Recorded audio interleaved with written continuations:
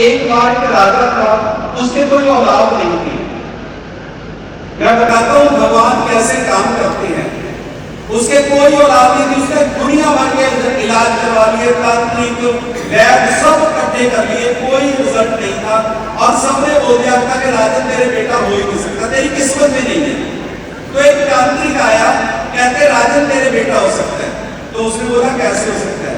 कहते तुम्हें एक बेटे की बलि देनी पड़ेगी, एक बच्चे की बलि देनी पड़ेगी, तो तुम्हारे घर पे बच्चा पैदा हो जाएगा। और उसने बोला अगर नहीं हुआ तो उसने बोला मेरे को कैद कर लो, मेरे को कत्ल कर देना, मेरी गर्दन उतार देना, मेरा प्रॉमिस है, मैं आपको बताऊंगा बच्चे की बलि देंगे और आपके घर पे बेटा होगा, बच्चा होगा। उसने अनाउंस करवा दिया कि मेरे को एक बच्चा चाहिए, हम लोगों ने बलि देनी है, जो भी फैमिली वाला बच्चा देगा उसको उतना हम लोग सोना तोड़ के दे देंगे जितना उस बच्चे का वजन होएगा। एक गरीब फैमिली थी, उनके 3 बच्चे थे। उन्होंने सबसे छोटा बच्चा सोचा कि राजे को दे रहे हैं, वैसे भी गरीबी से मर ही गए हैं, भूख से मर रहे हैं, पैसे भी नहीं है, बुरा हाल है।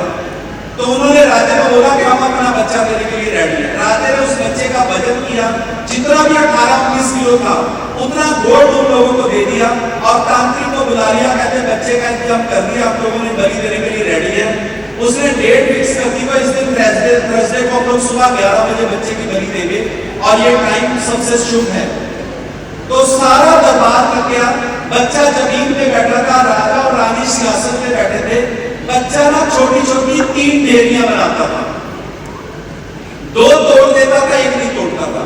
जो रानी थी ऊपर से देख रही थी कि ये बच्चा क्या कर रहा है।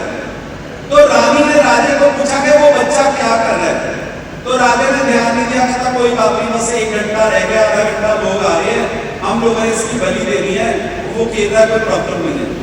पर जो लेडीज होती है ना, अगर उनका दिमाग किसी चीज में फंस जाए तो वो क्लियर किए बिना जाने नहीं देते। रानी ने फिर उसको बोला कि नहीं, पहले मैंने इस बच्चे से पूछना है। तो बच्चे को बुलाया, वो आया नहीं।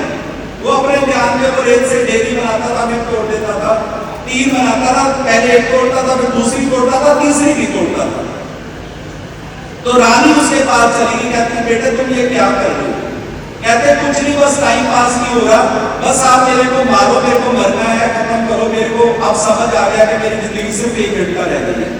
तो रानी कहती नहीं, पहले तुम बताओ।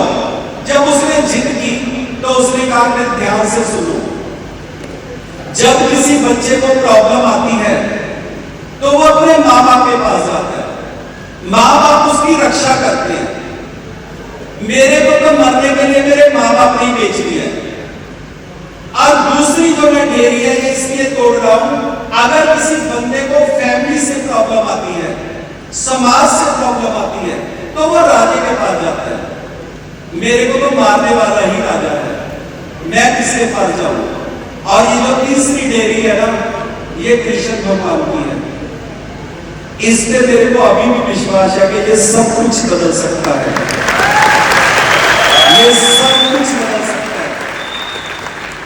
वो रानी थी जो वहां पे उठे गई और राजे के पास चली गई। राजे को कहती है ये बच्चा हम लोगों ने ले लिया है, इसके बदले में गोल्ड दे दिया है, अब ये बच्चा हमारा है, हम इसको मारेंगे।